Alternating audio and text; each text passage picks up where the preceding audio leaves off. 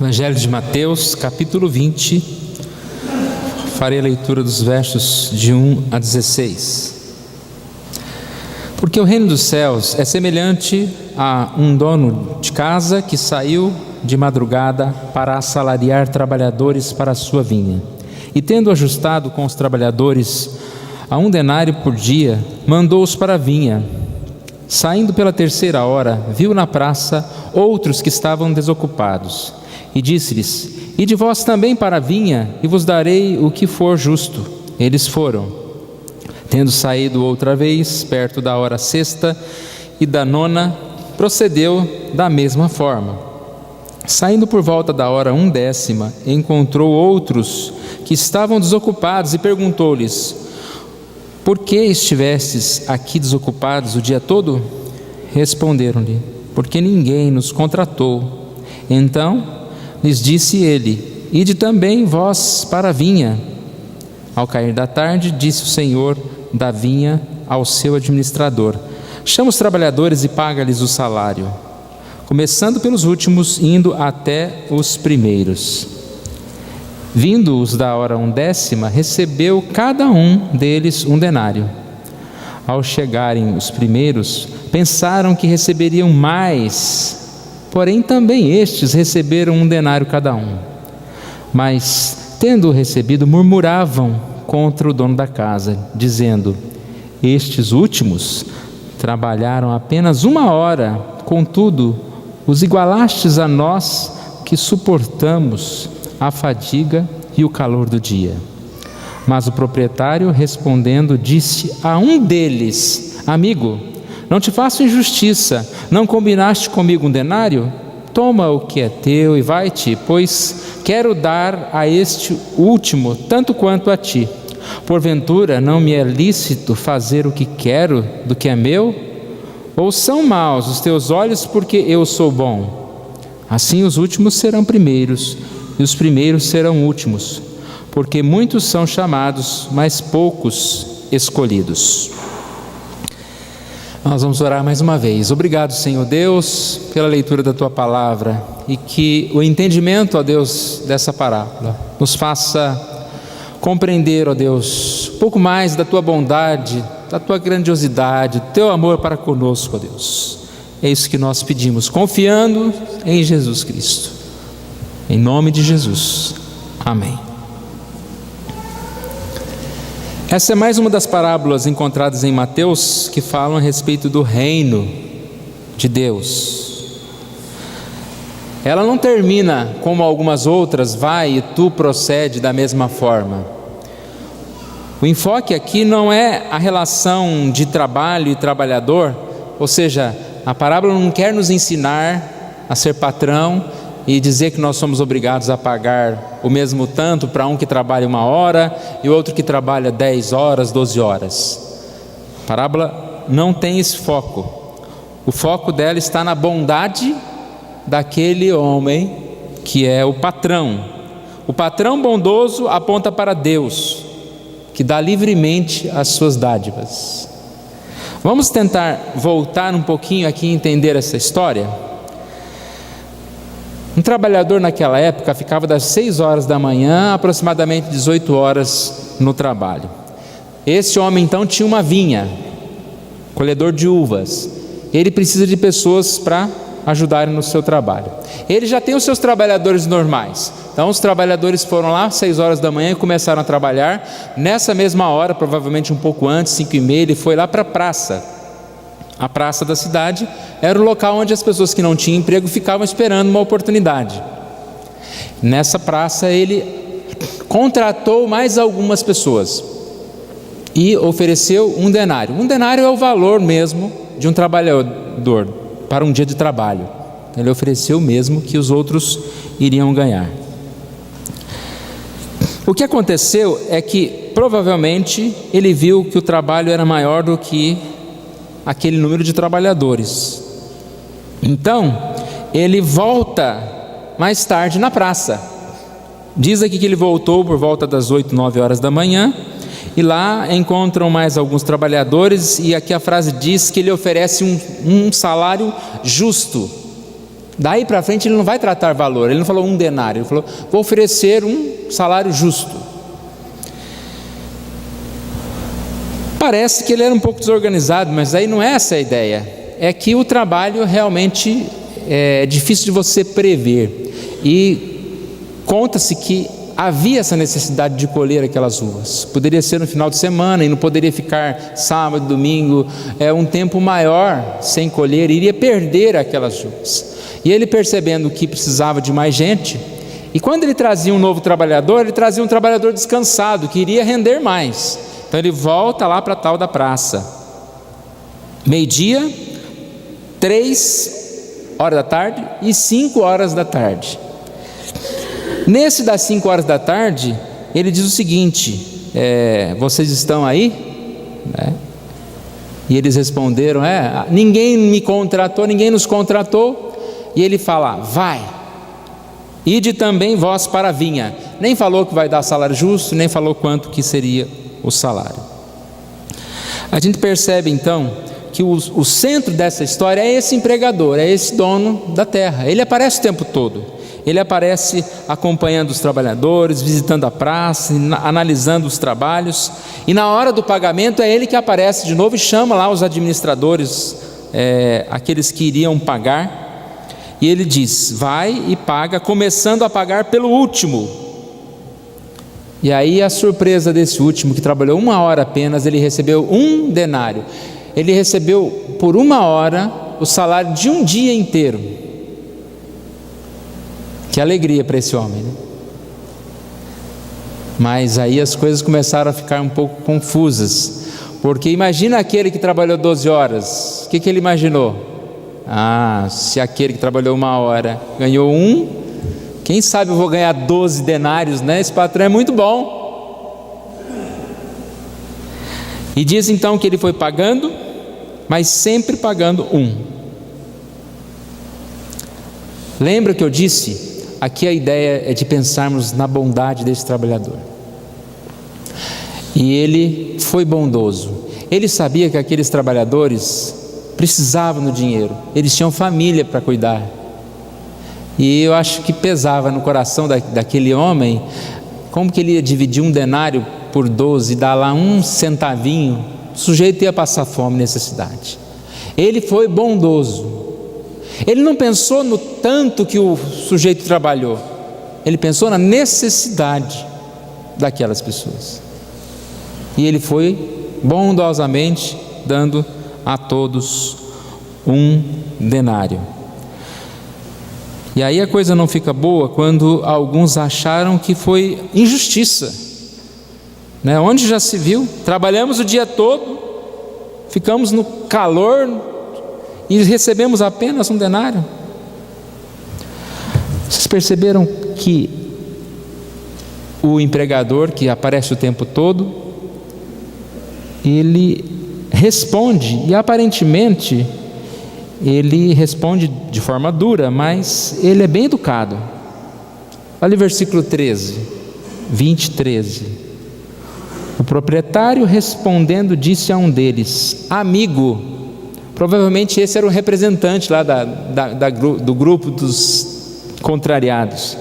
Amigo, não te faço injustiça, não combinaste comigo 1 denário? Então ele foi, de certa forma, amigável. Aquele trabalhador, ele não podia fazer nada. Como ele iria recorrer à justiça? Não foi injusto. Ele pagou o que deveria ser. Não combinaste comigo 1 denário? E ele toca num ponto, fazendo uma pergunta que não tinha resposta, senão a resposta que o patrão queria. Qual que foi a pergunta que ele fez? Não te é lícito fazer o que eu quero com o que é meu? E a resposta é sim, né? O dinheiro é seu, você pode fazer o que você quiser. Já pensou? Um homem acusado por sua generosidade, estava sendo acusado porque tinha sido generoso. Ele diz: são maus os teus olhos porque eu sou bom? Se alguém que perdeu aí, foi o patrão, né? Porque ele gastou mais dinheiro do que precisava. E aí então nós temos essa frase: assim é o reino dos céus. É interessante a gente pensar na parábola, não tentar fazer aplicações da nossa cabeça, mas pensar na parábola com o que essa parábola traz para nós de aplicação.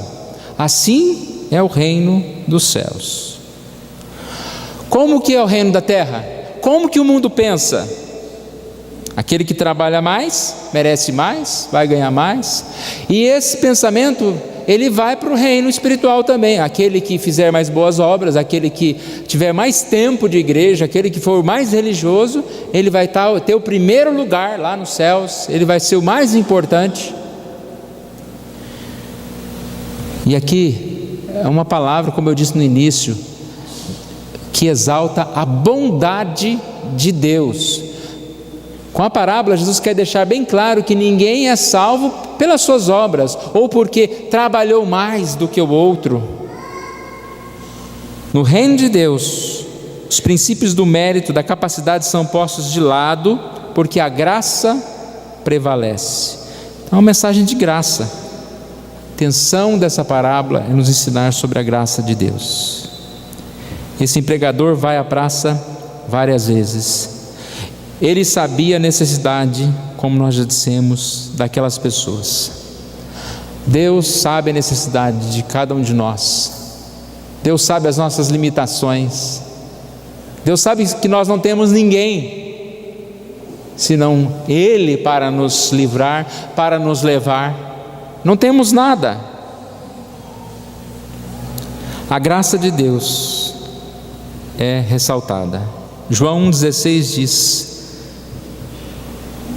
todos nós temos recebido da sua plenitude, graça sobre graça. 2 Coríntios 9,8 fala também sobre essa graça. Deus é poderoso para fazer que lhe seja acrescentada toda a graça, para que em todas as coisas, em todo o tempo, tendo tudo o que é necessário, vos transbordem em toda boa obra. Pela graça de Deus, somos chamados para o trabalho. E aí a gente sabe que exatamente isso que acontece, né, irmãos? Muitas pessoas são chamadas em tempos diferentes da sua vida. E o importante é quando Deus toca no nosso coração. Você pode passar 50 anos lá na praça, lá, o dia que você é chamado, você vai reconhecer esse chamado e você vai receber a salvação de Jesus. Deus é poderoso e Deus é aquele que nos abençoa. Deus é bom. Lembra aquela musiquinha das crianças? Feliz estou, cantando vou, Deus é bom para mim. Essa é a verdade. O reino dos céus expressa a bondade de Deus. Esse fazendeiro expressa a bondade de alguém que foi justo e de alguém que foi mais do que justo. A bondade que extravasa.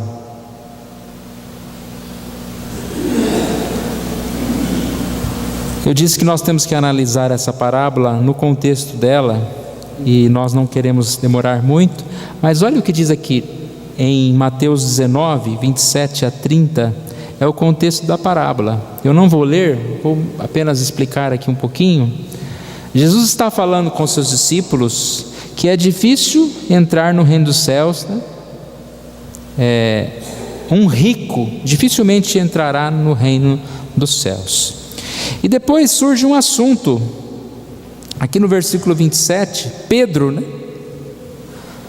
Ele faz uma pergunta: eis que nós tudo deixamos e te seguimos, que será pois de nós? Que será pois de nós? Enquanto pessoas não servem a Deus, só buscam riquezas, e esses não vão herdar o reino dos céus. E nós, que deixamos tudo, que servimos ao Senhor, é como se ele perguntasse, né? Nós vamos ter um lugar especial lá.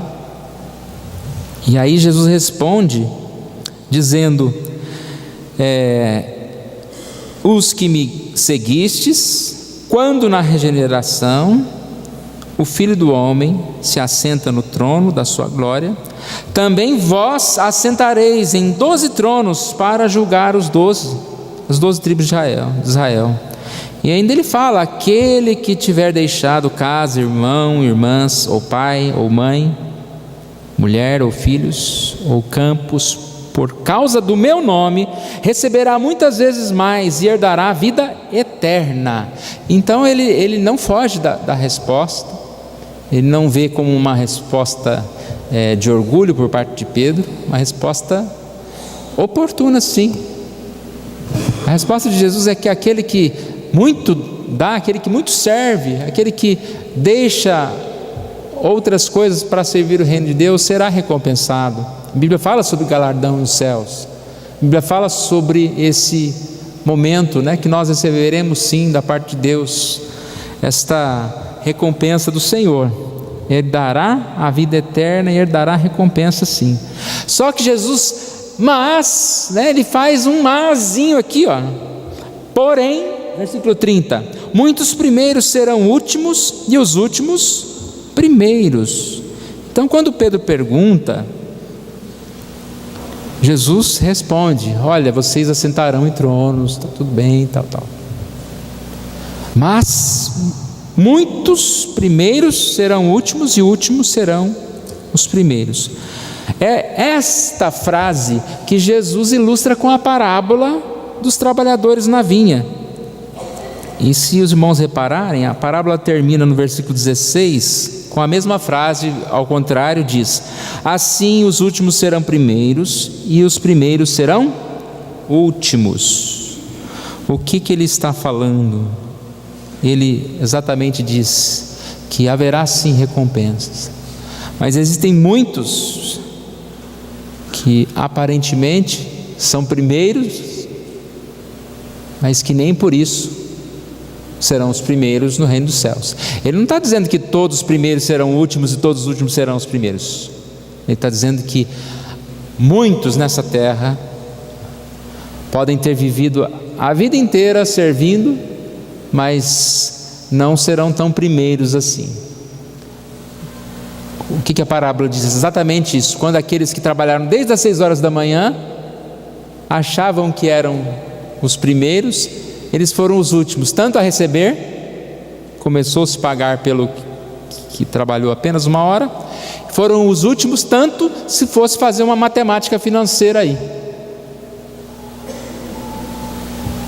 Jesus falava diretamente com aqueles homens que estavam por perto, porque ali havia essa ideia de recompensa por obras. Os fariseus se achavam melhores do que os outros, e Jesus está quebrando isso. Jesus está querendo demonstrar para aquelas pessoas que não eram eles os maiorais. O evangelho deveria ser pregado aos gentios, aqueles que eram desprezados, aqueles que eram meio reconhecidos assim, de olhos meio estranhos. Esses que às vezes a gente chama de último, que eles chamavam de último, poderiam ser os primeiros. A gente vê na história isso acontecendo, e não precisa ir muito longe na história, a gente vê até hoje. Mas tem um exemplo aqui de Charles Wesley, George Whitefield. Eles começaram a levar o evangelho aos mais pobres, e eles foram perseguidos por isso. Outro exemplo é o chamado William Booth. Ele começou a levar comida aos pobres de Londres. É até aquela frase que a gente deve lembrar. Ele falava sobre sopa, sabão e salvação, falando a respeito da ajuda ao necessitado. Ele foi repreendido. E nós sabemos que o reino dos céus, ele não tem uma elite especial, E pelo contrário, quando nós achamos que somos primeiros, podemos estar correndo sério risco de ser esses últimos. Então é uma parábola que fala sobre este reino de Deus. Nós temos falado bastante sobre o reino de Deus, buscar o reino de Deus. E também é mais uma palavra de incentivo, Nunca é tarde para buscar o reino de Deus. A ação toda é do próprio Deus. É Ele quem nos chama hoje, Ele quem nos chamou semana passada, quem nos chama no tempo dEle. E a sua graça maravilhosa, ela não depende dessa nossa vontade, desse nosso favor, mas depende do amor de Deus para conosco. Momentos de gratidão a Deus, podemos render graças a Deus. Hoje nós vamos participar da Santa Ceia, e a Santa Ceia exatamente é a celebração dessa graça de Deus. Jesus morrendo na cruz para nos salvar, para nos dar a vida. Isso é o reino de Deus. É o nosso Deus que nos fortalece, que nos sustenta a cada dia. Salmo 34:11 diz: ó, provai e vede que o Senhor é bom. Que a gente consiga entender que a nossa salvação, ela não está nesse mérito enquanto nós somos melhores, mas ela começa quando nós reconhecemos que nós somos pecadores, que nós precisamos, nós necessitamos o tempo todo de Jesus. E nesse momento que a graça de Deus vem sobre nós, e aí nós somos esses chamados trabalhadores. Não sei em que tempo cada um de nós está, mas que Deus esteja nos abençoando para que nós estejamos recebendo esse convite de Jesus e servindo ao Senhor, trabalhando como servos do Senhor. Vamos orar. Nosso Pai querido, nós agradecemos a Ti pela Tua palavra, nós Te louvamos porque o Senhor é o grande autor da vida, o Salvador, ó Deus. Pai amado, Te pedimos que Você esteja abençoando as nossas vidas, abençoe cada um de nós, ó Pai. Obrigado, ó Deus, porque é o Senhor quem nos chama, ó Deus, e que o Senhor nos faça reconhecer essa necessidade, Deus, de Ti, reconhecer o Teu amor, ó Deus, o amor do Senhor que enche o nosso coração, a nossa vida, que não nos deixa desocupados, não nos deixa perdidos, não nos deixa, ó Deus, sem o nosso sustento físico e espiritual, mas é o Senhor Deus aquele que nos convida ao trabalho e dá o sustento, ó Pai, não um sustento medido pelas nossas obras, ó Pai, mas o sustento de acordo com a Tua graça, com a Tua bondade, ó Deus. É o Senhor que faz a graça vir sobre graça, essa graça que preenche, que transborda, que transforma as nossas vidas. Obrigado, Senhor Deus, por isso, por esse momento nós oramos em nome de Jesus. Amém.